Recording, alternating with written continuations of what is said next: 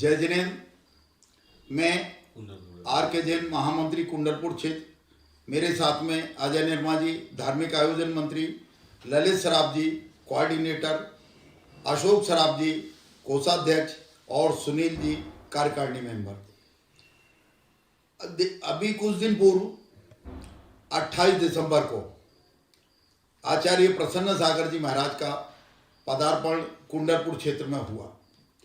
Kundalpur committee द्वारा 2 दिन पूर्व उनको तेजगढ़ में जाकर नमन किया और उनको कुंडलपुर आने के लिए श्रीफल भेंट किया।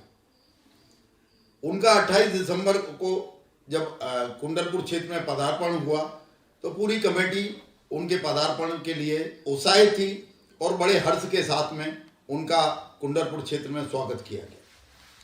कुंडलपुर क्षेत्र में कभी भी संतवाद और पंथवाद हावी नहीं रहा है। अभी कल 29 दिसंबर को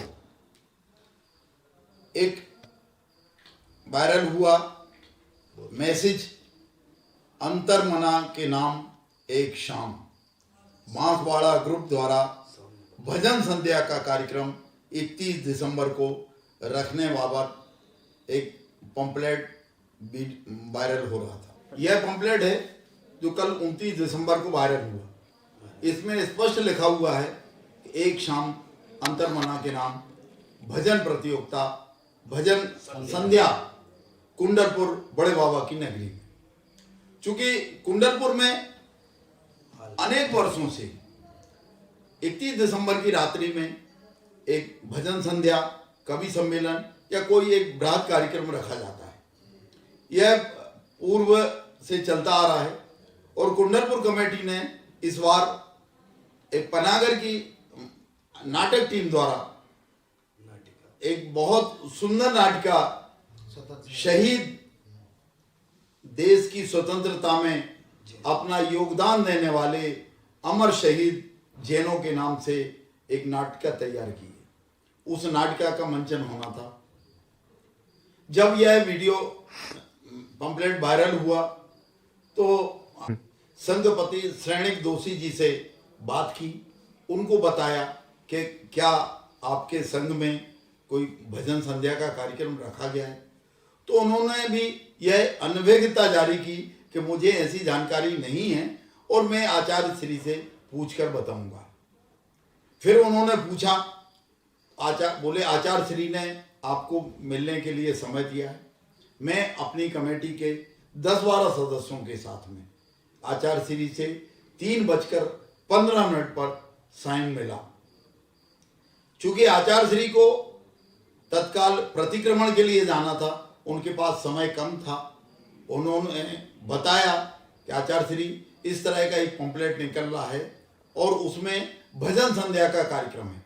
चूंकि हमारा पूर्व निर्धारित नाटक का कार्यक्रम है तो ये 2 कार्यक्रम एक ही स्थान पर कैसे संभव हो पाएंगे। इसमें कुछ ऐसी अपन व्यवस्था करें कि ये कार्यक्रम के लिए हमारा जो ऊपर बड़े बाबा के यहाँ मंच बना रहे हैं उसी मंच से दोनों कार्यक्रम संचालित हो जाए या इस भजन संध्या का कार्यक्रम एक दिन आगे पीछे हो जाए, या भजन संध्या अगर रखनी है तो उसका समय एक अलग निर्धारित हो जाए 7 से 9 बजे, और 9 बजे के बाद में हम नाटक का मंचन कर लेंगे।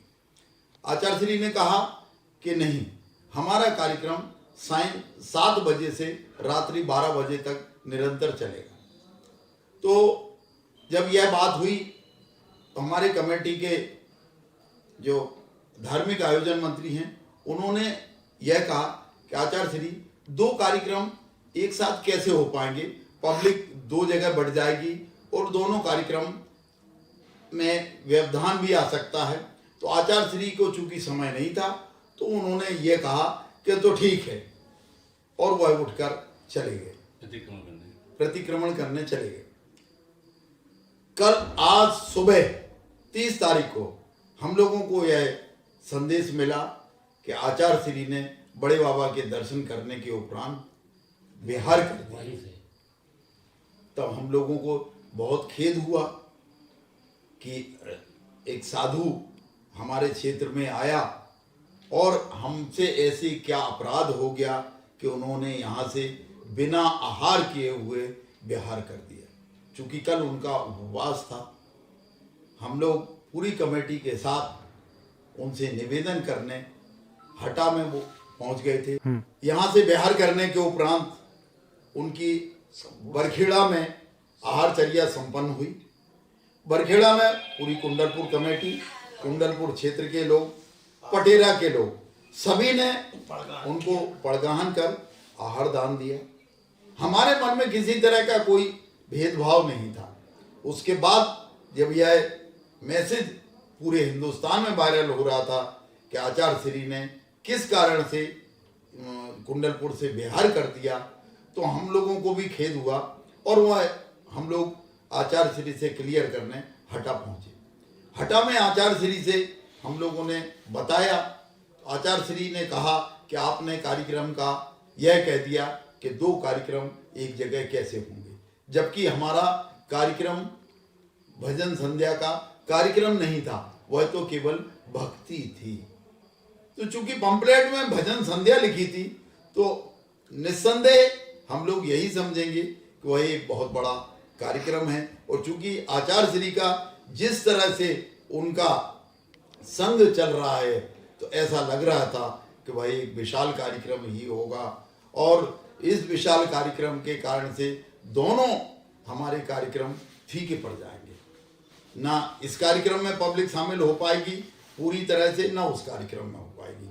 आचार्य श्री से हम लोगों ने निवेदन किया और उनसे क्षमा भी मांगी कि आचार्य श्री, अगर किसी गलतफहमी के कारण से हम लोगों से दोष हो गया है तो हमें हाथ जोड़कर क्षमा किया जाए और कभी हमारे मन में संतवाद और पदवाद की बात नहीं थी और ना कभी रहेगी।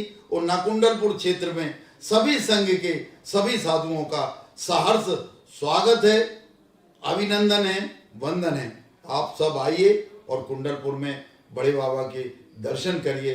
और इस तरह की जो वायरल हो रहा है वीडियो, उससे कुंडलपुर कमेटी बहुत व्यथित है और यदि जाने अनजाने में हमसे कोई अपराध हुआ है तो हम सब कमेटी के मेंबर आप सबसे क्षमा यात्रा मांगते हैं। क्षमा करें, क्षमा करें, क्षमा करें। कुंडलपुर के बड़े सागर महाराज की जय। आचार्य प्रसन्न सागर जी महाराज की जय।